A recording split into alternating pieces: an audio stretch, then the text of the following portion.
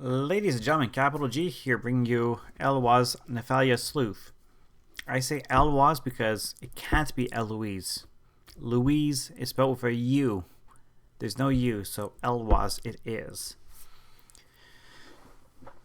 Anyways, having clarified that, no, it's not Niambi.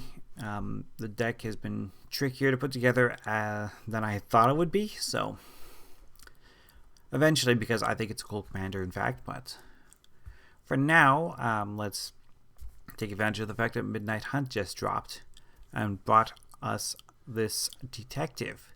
Black, blue, and 3 for a 4/4 human rogue. And whenever another creature you control dies, investigate. Investigate, of course, being you create a clue artifact token. You can spend 2 mana and sacrifice said token to draw a card. Whenever you sacrifice a token, surveil 1, which means you can look at the top card of your library and put it into your graveyard. You don't have to put it in your graveyard, but you can. But it leads to some interesting combo potential. So we are in Dimir colors. Let's see what we can do with this. Opening up with our artifact suite, of course, Arcane Signer. Running the Crowded Crypt, this new 3 mana rock. Taps for black, and whenever a creature you control dies, it gets corpse counter. You can pay black 4 and sacrifice the Crowded Crypt to create an army of zombies with Decayed. So, army in a can if we need it. Sounds good to me. Crucible of Worlds. If we surveil lands into our graveyard, we can play them. So, figured I should run the Crucible. Dimir Signet. Idol of Oblivion. 2 mana for this artifact. Tap, draw a card. Activate only if you've created a token. That's literally what our deck does. Therefore, we're going to be drawing some cards off of this. Inspiring Statuary. Non-artifact spells you cast have Improvise. Improvise being that you can tap your artifacts to reduce the cost, or to pay for the cost of your colored spells, or non-artifact spells in this case. Mind Stone gives us a generic mana, and we can always cash it in for a card later. Sol Ring. Running the Spawning Pit. Great Sack Outlet. Sacrifice a creature, put a charge counter on it. Then we can pay 1, remove 2 charge counters to get a 2/2 spawn artifact creature token. So for every 2 creatures we sacrifice to this, we can get 1 back. Talisman of Dominance helps us ramp up. Great reprint, by the way. Tamio's Journal. 5 mana for this legendary artifact that says at the beginning of your upkeep, investigate. So get a free clue every upkeep. Tap it, sacrifice 3 clues. Search our library for a card, put it in our hand. So excellent tutor as well for us. Thought Vessel for the ramp. Wishclaw Talisman. He's here for the tutor effect.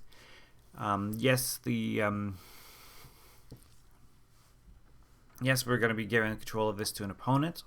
No, they're not going to get a chance to use it. The idea is if we're using this to go infinite. Witch's Oven rounds it out. Great Sack Outlet. 1 mana, and it's tap, sacrifice a creature, create a food token. If the sacrificed creature's toughness was 4 or greater, create 2 food tokens. Nice. Food tokens, of course. 2, tap, sacrifice them to gain 3 life. Onto creatures with Academy Manufactor. 3 mana for this 1/3 assembly worker, and whenever we would create a clue, a food, or a treasure, instead create 1 of each. Carrion Feeder. It can't block, but it can sack outlet forever. Sacrifice a creature, put a +1/+1 counter on it, no mana cost. Disciple of the Vault. We're going to be sacrificing artifacts, mainly artifact tokens, so let's, drain our opponent's lives. So, 1 black, 1/1 human cleric. Whenever an artifact is put into the graveyard from the battlefield, target opponent loses 1 life. Erdwall Illuminator. 1/3 Flying Spirit for 2 mana. Whenever you investigate for the first time each turn, investigate an additional time, so double up on your clue tokens. The Faerie Artisans. Whenever a non-token creature enters the battlefield under an opponent's control, we get a token that's a copy of it.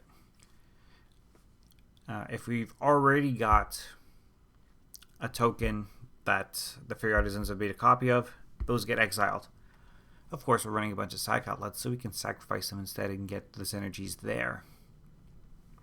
Fleshbag Marauder. Each player sacrifices a creature.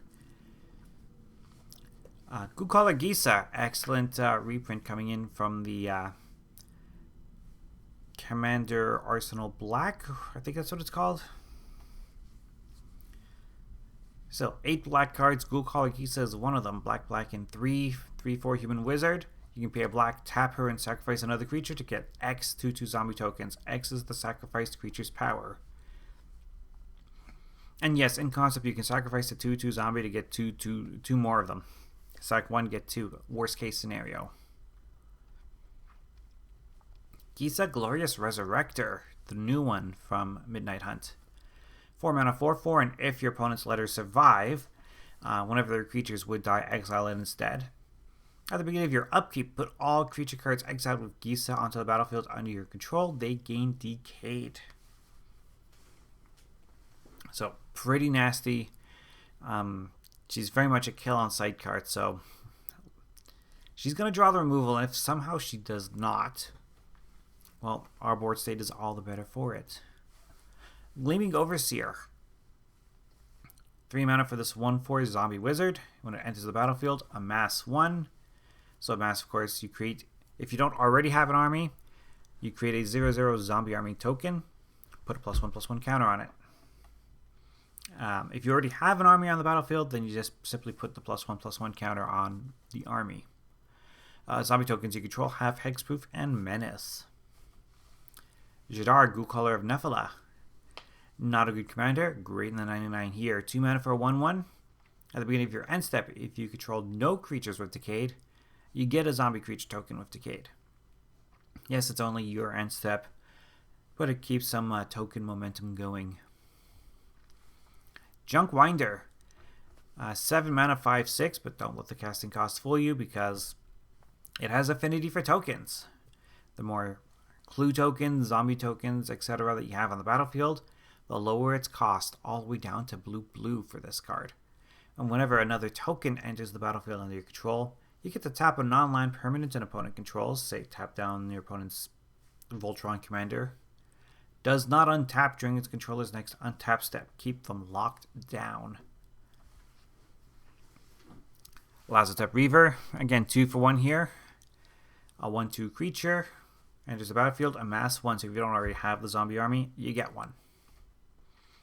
Master of Death. Great card to surveil into your graveyard. 3 mana for this 3/1. When it enters the battlefield, you get to surveil 2. And at the beginning of your upkeep, if this is in your graveyard, you may pay a life to return it to your hand. And by may, I mean you're going to do it. Morbid Opportunist. 3 mana, 1/3. Whenever one or more creatures die, draw a card. This ability triggers only once each turn. That's fine. Sacrifice something on your turn. On player 2's turn. On player 3's turn. Player 4's turn. You're still getting excellent card momentum out of this. Nadir Kraken. 3 mana for this 2/3, and whenever you would draw a card, you may pay a mana. If you do, it gets a +1/+1 counter, and you get a 1/1 tentacle creature token. Fantastic. A Fearmancer, proven beast in our format. 3 mana for this 2/2 human shaman. Again, love the new art from the Commander Arsenal Black, or whatever they're calling it. Each upkeep, if you do not control a snake, you get a snake. It has Death Touch. Fantastic. Pitiless Plunderer. This is a monster card in this deck. 4 mana for the 1/4 human pirate. Doesn't look like much. But then, whenever another creature you control dies, create a colorless treasure artifact token. Treasures, of course, you can simply tap and sack to add a mana of any color to your mana pool. It's actually a pretty pricey card. Like $8-10 right now. I haven't looked at the price recently, but it's actually a money card if you've got it. Poppet Stitcher. Whenever you cast an instant sorcery, you get a zombie creature token with Decayed. Cool. At the beginning of your upkeep, if you control 3 or more creature tokens, you may transform it into a Poppet Factory. creature tokens you control lose all abilities that have base power and toughness 3/3. At the beginning of your upkeep, you may transform it. So, obviously be careful with this because this could, having it on the Puppet Factory side could interfere with our combos, and I'll show you our combos shortly. But the fact that you could switch it back on your upkeep keeps it from getting too far in the way. Skullport Merchant is up next. When this enters the battlefield, we create a treasure token. You can pay 2, sacrifice another creature or a treasure to draw a card. So sack outlet, sack treasures 4 cards. That's a good deal. We're running a few artifacts, so running the full package of Tribute Mage to go get a 2-drop artifact. Trinket Mage for a artifact costing 1 or less. And Trophy Mage to go get a 3-drop artifact. The fact that we can, once they've entered the battlefield and done their thing, we can sacrifice them and not have to worry about it. Viscera Seer, one of the best sacrifice outlets of all time in our format. 1 black, 1/1, sack a creature, scry 1. No further cost other than the initial 1 black. Woe Strider is similar, a little more expensive, but a little bit bigger on the power toughness side. It also comes into play with a goat. We can sacrifice the goat, of course, or any other creature to scry 1. And the fact that we can escape casting it from our graveyard by paying the 5 mana and exiling other cards from our graveyard. In this case, 4 other cards from our graveyard. And it escapes with 2 +1/+1 counters, so it comes back as a 5/4 if we cast it from our graveyard. So, in the event that matters. Zulaport Cutthroat. Like I said, we're sacrificing things, so why not make our opponents lose life for it? On that topic, moving on to enchantments, we have the Zulaport Cutthroat of enchantments, Bastion of Remembrance. 3 mana enchantment makes it a lot more difficult to remove than the typical aristocrat. And when this enters the battlefield, we get a 1/1 human soldier token. We love tokens, especially when they die. And whenever a creature you control dies, each opponent loses a life and you gain 1 life. Fantastic. In order to keep the tokens coming, we're going to have Curse of Disturbance.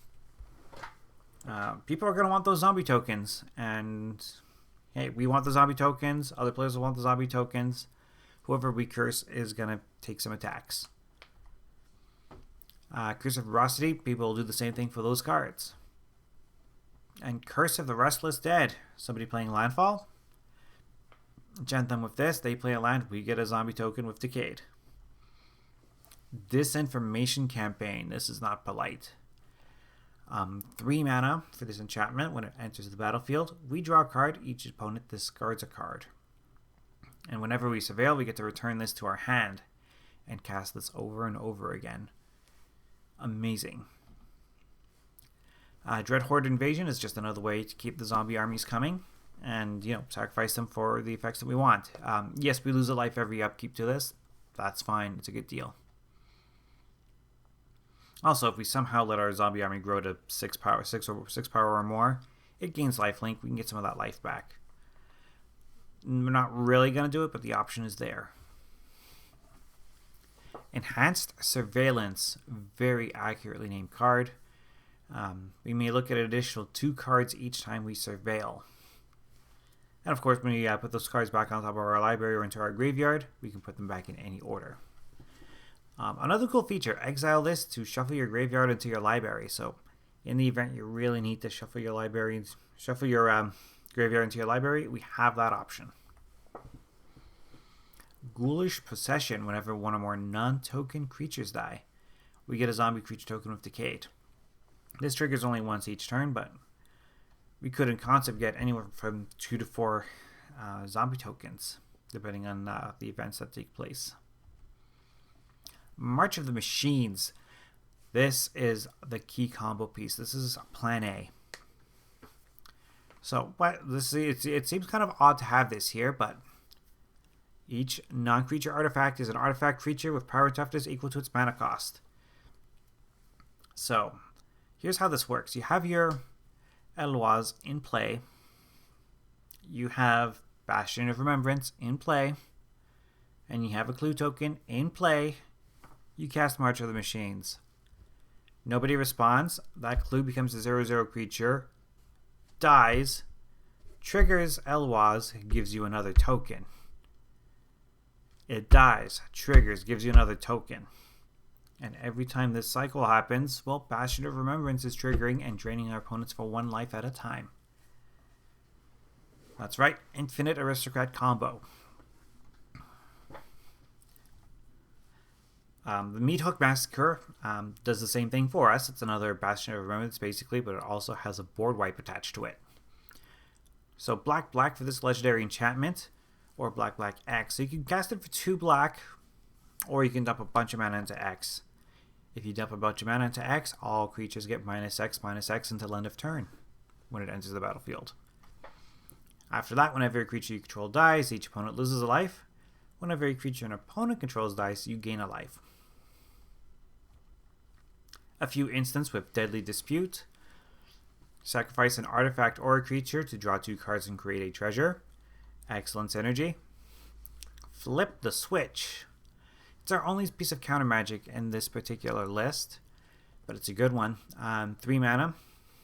Counter target spell, so any spell can be targeted unless its controller pays 4. We get a 2/2 zombie token. So it's the fact that we get the token that makes this counter spell worth running. Infernal Grasp. Destroy a creature, lose 2 life. Excellent removal piece. Lazotep Plating. A card that has stolen game after game after game. For 2 mana, amass once, you get a zombie army. You and permanents you control gain hexproof until end of turn. Protects you from a Crackle of Power, for example. Protects you from Mike and Trike combo. Protects your permanents from being stolen. Whatever the case may be. This card has stolen games time and time again. Liliana's Triumph. Whenever opponent sacrifices a creature, each opponent sacrifices a creature. If you control a Liliana Planeswalker, which by the way you shouldn't be able to because we are not running Planeswalkers, but if somehow it happens, each opponent also discards a card. Price of Fame, 4 mana instant, destroy target creature. Not a great rate. Costs 2 less to cast if it targets a legendary creature. Everybody's got a commander. So 2, destroy target commander, surveil 2. So we get some good value on that actually. 37 lands. It's not so often I recommend Ancient Tomb for a deck, but this one kind of wants it. Clues cost 2 mana to crack for your card draw, so Ancient Tomb is a perfect fit here. Clearwater Pathway. The Darksteel Citadel. We're running artifact lands. We are running a lot of artifact lands because, let's go back to our March of the Machines combo for a second. We have our commander. We have an aristocrat. We cast March of the Machines. We don't even need any clue tokens or anything like that. If we have an artifact land, the artifact land becomes a 0/0, dies, and starts the cycle. So we are running a lot of the artifact lands. Dimir Aqueduct. Drownyard Temple. This is a card we want to surveil into our graveyard. It's a weird form of ramp, but it's ramp nonetheless. We can pay 3 mana, return this from our graveyard to the battlefield tapped. It's not super efficient, but it's an option. Fetid Pools. We can cycle this away, or we can tap it for blue and black. Comes into play tapped. Field of the Dead. We are running a large variety of lands, so Field of the Dead fits in very nicely and generates us some tokens that we want to sacrifice. Guildless Commons. Again, taps a double colorless, so great for cracking clues. Hall of Storm Giants. A lot of people are critical of man lands. I'm not a huge fan of them. I love the monocolored man lands that came out of Forgotten Realms. Especially this one. This one's nasty. 6 mana to turn this into a 7/7 giant with Ward 3. You know, just kind of come out of nowhere and smack someone upside the head.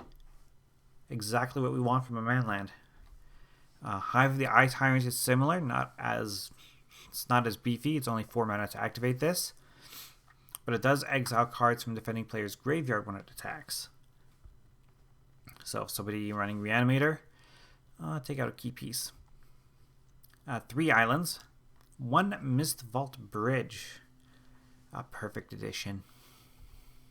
Polluted Mire cycles away for 2. Remote Isle cycles away for 2. Scavenger Grounds.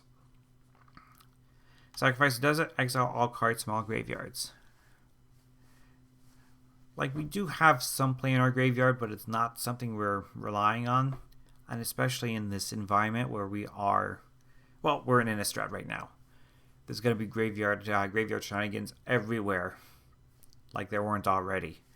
So let's exile some graveyards. Seat of the Synod.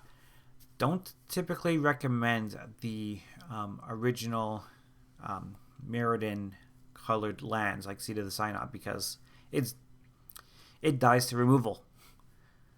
It could just get incidentally swept up by a Shatterstorm or an overloaded Vandal Blast. So I generally don't run these. The fact that they interact with our combo is why it's here. Shipwreck Marsh.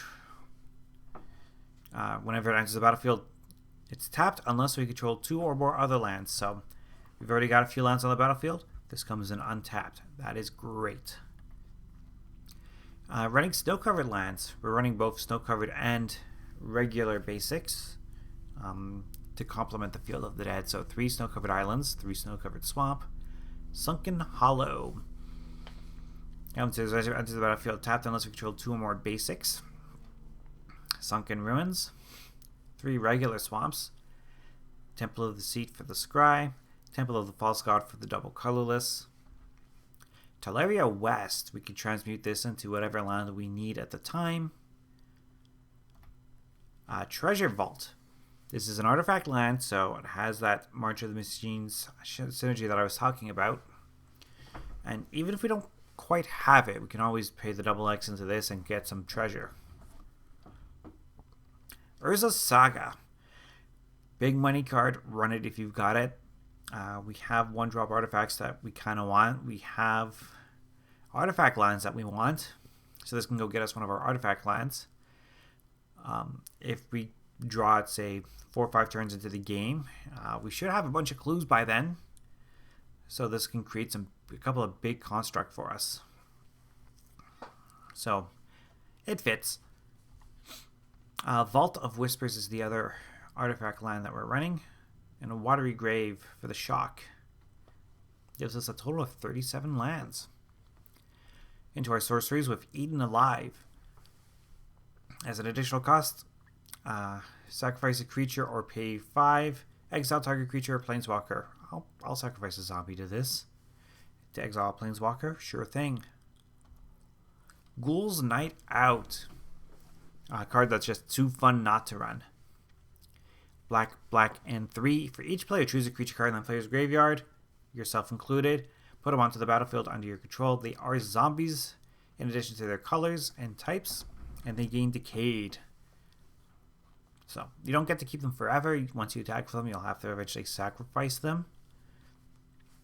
But still a fun card. Grim Tutor. Go get a card, lose 3 life. Obviously, being a combo deck, you can always run more or more efficient tutors if you so wish. This is what I went with here. Gruesome Menagerie. Black, black, and 3. Notice that a lot of our creatures have very low casting costs, so this is a good fit. Choose a creature card with mana cost 1 in your graveyard. Do the same for creatures with cost 2 and 3. Return them to the battlefield. So, yeah, we're getting anywhere from 2 to 3 creatures from that back with this typically. Hard Evidence, great synergy. 1 blue, create a 0/2 crab creature token for the early blocks, and we get to investigate. So 2 tokens for 1 mana. Notion Rain, blue, black, and 1. Surveil 2, draw 2 cards. It deals 2 damage to you. Totally worth that. Rise and Shine is sort of our plan B. So imagine we've accumulated a bunch of clues and various other creature tokens. Somebody board wipes. No creatures left on the board. Comes to us. Okay. I overload Rising Shrine. I've got 6 clues, a treasure, and an artifact land. They're now all 4/4s. Swing.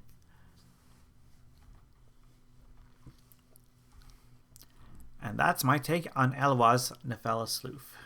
Nephalia Sleuth, I should say. So I think this proved to be the most, at least to me, the most interesting of the new commanders. I know everyone's all about Tovalar, for example. And they also love the zombie commander that came in the same precon as Eloise. But I don't know. She's the one that I got drawn to, and here we are. As far as next deck techs, I don't know. I know there's like a big top circus. That's my daughter's tent, play tent. She loves the thing. So we're just going to leave it there now. But, yeah, I'm not sure what's next. But, or when's next. But the rate I'm going, my next deck tech will be for Crimson Vow. But I've been playing a lot more games, so there you go. So with that in mind, I'm going to stop the recording here and go play some games. I'll catch you all next time. Bye for now.